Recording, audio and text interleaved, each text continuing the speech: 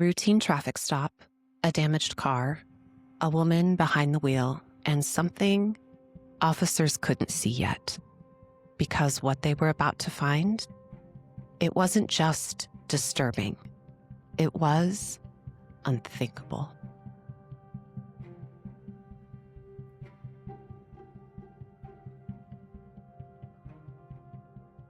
This is Twisted Mysteries, and I'm your host, Justin Droke. Today's episode describes violence against a child, and there is very explicit content. So as always, viewer and listener discretion is advised.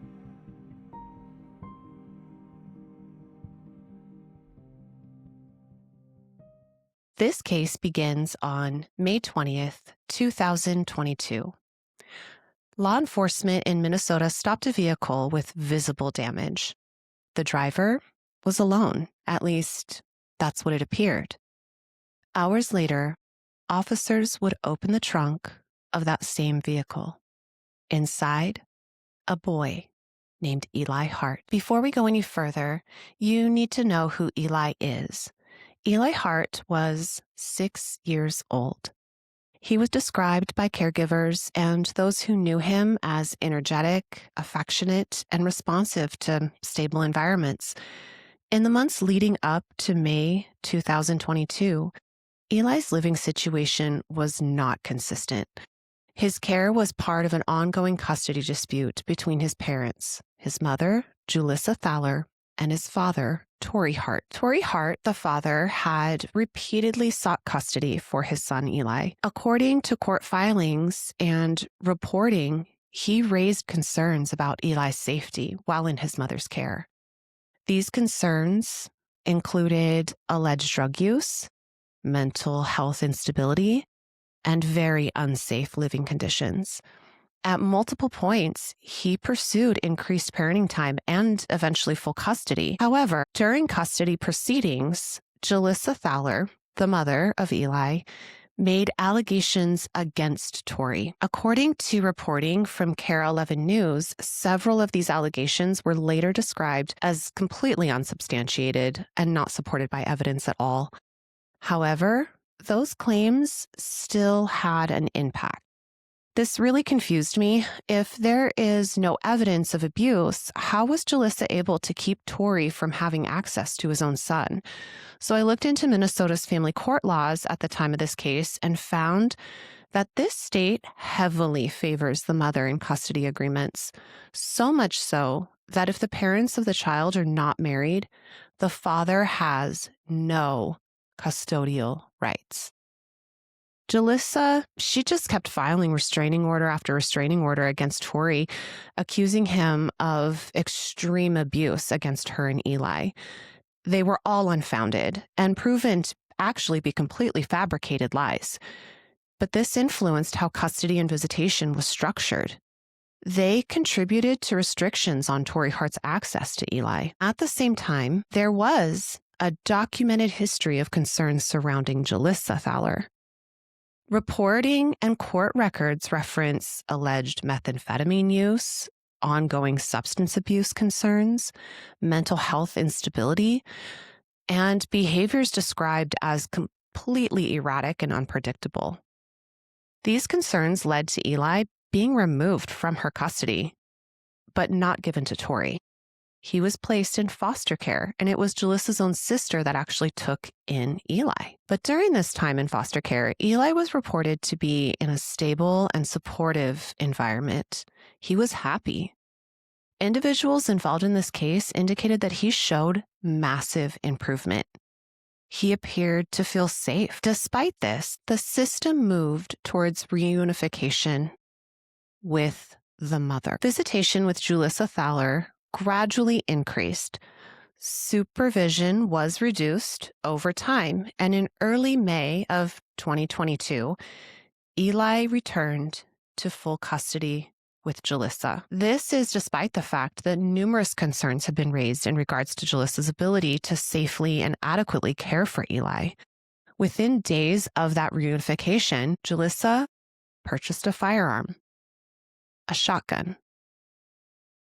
When purchasing the ammunition for the shotgun, she specifically asked for the ammunition that would cause maximum amount of damage. For several days, Jalissa is captured on CCTV footage, taking the shotgun in and out of her apartment building, wrapped up in a gray blanket. On May 20th, 2022, CCTV shows Eli and Jalissa leaving the apartment, again with the shotgun wrapped up in a gray blanket. Jalissa drove around with Eli before stopping the vehicle and shooting Eli several times while he was strapped in his booster seat. She then placed his mutilated body in the trunk of her car. Then she continues to drive for several hours. Later that day, police pull the car over for a routine traffic stop. The tire on the front driver's side was missing, the rim scraping the roadway. The back windshield was completely blown out. Officers began asking Jalissa questions like, "Are you okay? What happened to your car? Did you get into a wreck?" Jalissa did not appear to be in distress. She was calm, almost detached. When police began to look over the vehicle, they noticed red splatter all over the back seat. Jalissa claims that kids shot up her car and that she had groceries and deer meat in the back seat at the time, and that is what was all over the interior. Without clear evidence of a specific crime, the police let her leave. She walked away on foot, and after she walks away, she heads back to her apartment. Police continued to search the vehicle. They open the trunk eventually, and at first they don't comprehend what they are seeing. Then it registers. There is a body in the trunk, unrecognizable, but they just know it is a child. Jalissa was immediately tracked down and taken into custody. Following her arrest, Jalissa Thaler was interviewed by investigators. During this interview, she presented an alternative account. She claimed she had been assaulted. An unknown man approached her, and that man shot Eli. And Eli was taken from her and later placed in the trunk of her car. In portions of her statement, she suggested she had been unconscious or unable to intervene, but these stories didn't make sense. And in her account, when she described the incident in terms similar to, "A man came up, he had a gun, he shot Eli," she denied complete responsibility and suggested another person was involved. Investigators evaluated these claims against the physical evidence that they found in her car and in surrounding areas. They identified multiple inconsistencies with the statements that she had made during her interrogation. There was no evidence of another individual, no physical evidence supporting an assault. Ballistics were consistent with close-range firing inside of the vehicle. The timeline of events she described does not add up. Additionally, her actions after the incident, including continuing to drive around, just did not align with her account. Patrons at a gas station actually took video of her car sitting on its rim with a shattered window. Unknowingly, to them, there was a person in the trunk of that car. But at trial, the defense argued that Jalissa Thaler did not pull the trigger. They introduced the possibility of another person being responsible. Prosecutors presented forensic evidence, timeline reconstruction, and contradictions in her statements. The prosecution emphasized the absence of evidence supporting a third-party attacker. They focused on the consistency of physical evidence and the timeline. The case presented by the prosecution was that Eli Hart was murdered by his mother with cold and calculated malice. The jury deliberated for less than 2 hours.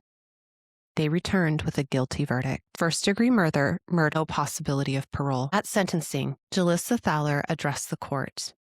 She did maintain her innocence. Her statements were described as hostile and defiant. She did not accept responsibility. In fact, when asked by the judge if she would like to address the court, She leaned in close to the mic and said, "I am innocent. Fuck you all. You're garbage." Attention turned to systemic failures.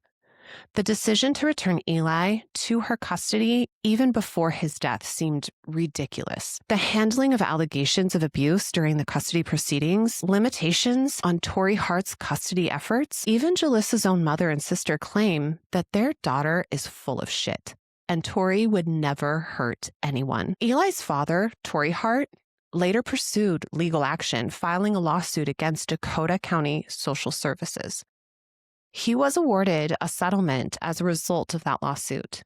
The case has been referenced in discussions about reforming child protection systems. 6 years old. A life just beginning. And a system that was supposed to protect him, it failed. This isn't just a story about a crime. It's a story about what happens when the warning signs are all there and no one stops it. Eli Hart should still be here. And that's the part of this story that we should never forget.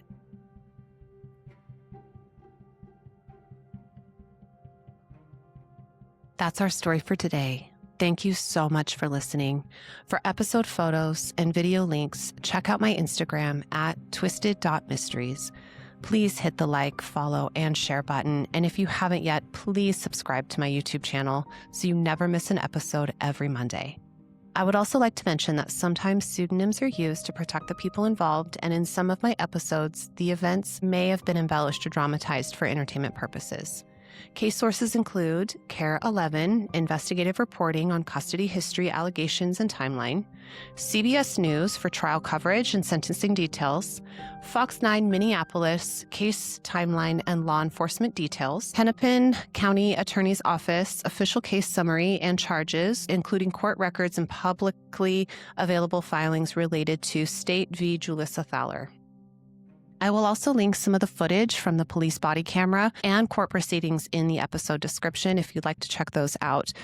Again, thank you so much for supporting this podcast. And until next time, stay twisted.